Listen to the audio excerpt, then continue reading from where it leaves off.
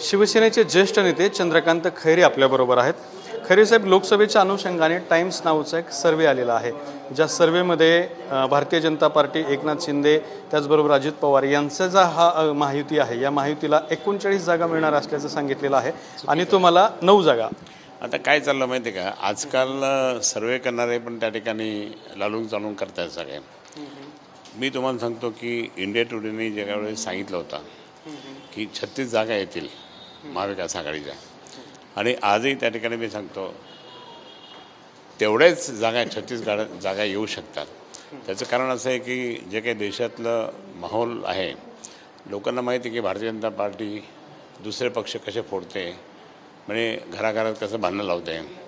त्याचप्रमाणे शेतकऱ्यांचे प्रश्न खूप प्रलंबित पडले, सगळं खोटीशाही चालले, खोटेशाही, आणि म्हणून या ठिकाणी जे काही चाललेलं आहे ते म्हणजे इतकं काही योग्य चाललं नाही, आणि म्हणून त्या दृष्टिकोनातून लोक खूप चिडलेले आहे। आता ते दाखवत नाही, कारण मोदीजींच्या विरोधात काही कोणी बोललं की दुसऱ्या दिवशी तो इन्कम टॅक्सवाला येऊन दारात उभा राहतो, किंवा मग तो अजून आहे, हे पण लोकांना पटलेलं नाही।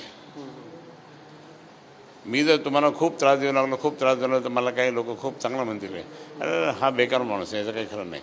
हे समजून घेतलं पाहिजे भाजपने, काही समजत नाही, आणि परत म्हणतं की नाही आमच्या 39 जागा येतील, हे येतील, ते येतील, येऊ शकत नाही। तुम्हाला सांगतो की आज महाविकास आघाडी आता इतकी मजबूत होणार आहे की आता येणाऱ्या म्हणजे मुंबईला किंवा महाराष्ट्रात किंवा बाकीच्या ठिकाणीसुद्धा महाविकास आघाडीच्या बैठका त्या ठिकाणी मोठे मोठे मेळावे त्या ठिकाणी होणार आहे।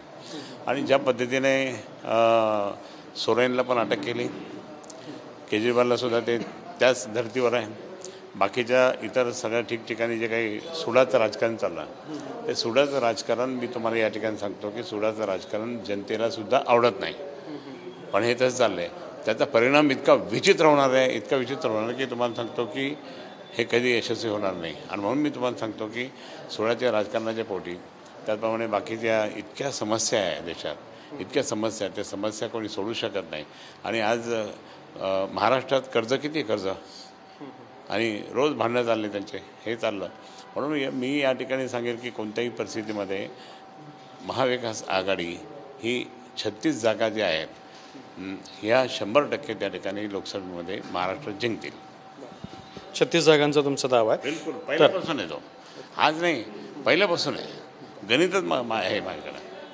लोकसभेच्या आधी राज्यसभा निवडणुकांची चर्चा सुरू झालेली आहे। 6 जागांसाठी निवडणूक होणार आहे। ह्याच्यामध्ये नारायण राणे, विजय रहाटकर, पंकजा मुंडे, अमरीश पटेल यांची नावं चर्चेत आहेत। आता ते भाजपचा प्रश्न आहे। दुर्दैवाने या भाजपने आमचा पक्ष फोडल्यामुळे आमचा एक खासदार येत असो, तो एक खासदारसुद्धा येऊ दिला नाही यांनी, आणि म्हणून तो पण एक राग आमच्या सगळ्या शिवसैनिकांमध्ये आहे। पण तुमचे जे खासदार आहेत अनिल देसाई, त्यांना ह्या वेळेला पुन्हा संधी मिळणार नाही ना, आता कुठं मिळणार, म्हणजे आता मेंबर्स होत नाही तेवढे, आणि म्हणून म्हणजे हे फोडलं नसतं तर ते परत झाले असते, पण हरकत नाही, पुढे कुठेतरी लोकसभा किंवा काहीतरी होईलच, आणि त्याच्यात ते परत येतील।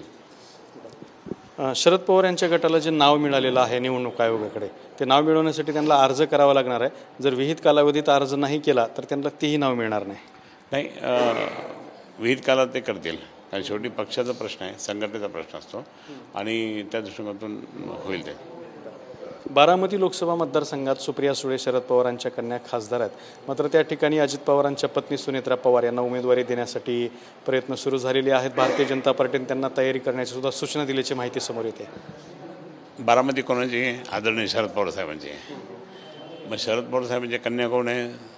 सुप्रियाताई, आणि म्हणून बारामती ही शरद पवार साहेबांची आहे, म्हणून त्या ठिकाणी सुकन्या म्हणजे ज्या काही आहे म्हणजे सुप्रियाताईंना ते मिळेल, आणि बाकीच्या कोणाला मिळत नाही। हे तुम्हाला जनता तिथली चिडलेली आहे की आमच्या साहेबांचं घर फोडलं, आणि मग आमच्या साहेबांचं घर यांनी त्या ठिकाणी हटकून दूर गेले, आणि त्यांना जे जे काही बोलले, वाईट बोलले, हे लोकांना पटलं नाही, म्हणून सुप्रियाताई सुळे येतील निवडून, असा माझा अंदाज आहे। लोकसभेची तुमची तयारी कशी सुरू आहे?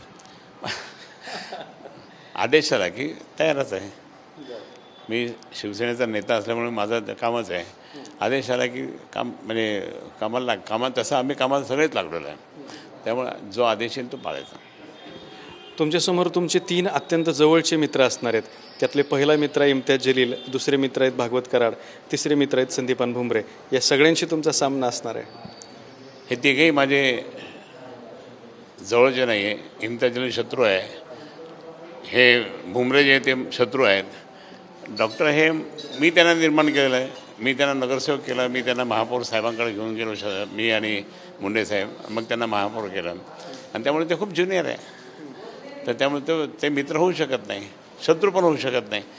हे फक्त 2 मात्र शत्रू आहे.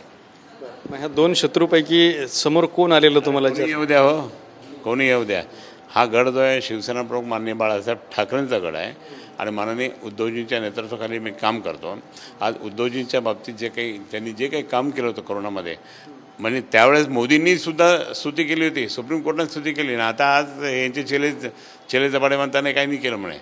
तर ते आज जनतेच्या पूर्ण लक्षात आलेलं आहे. म्हणून हा गड आता स्वतः उद्धव साहेबांचा आहे. तर हे होते शिवसेना नेते चंद्रकांत खैरे यांनी आपली भूमिका स्पष्ट केली आहे.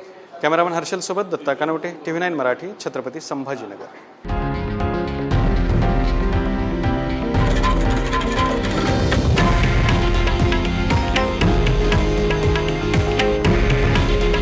हे आहे देशातील नंबर 1 न्यूज नेटवर्क आणि आपण पाहत आहात TV9 मराठी. काळजी तुमची, हित महाराष्ट्राचं.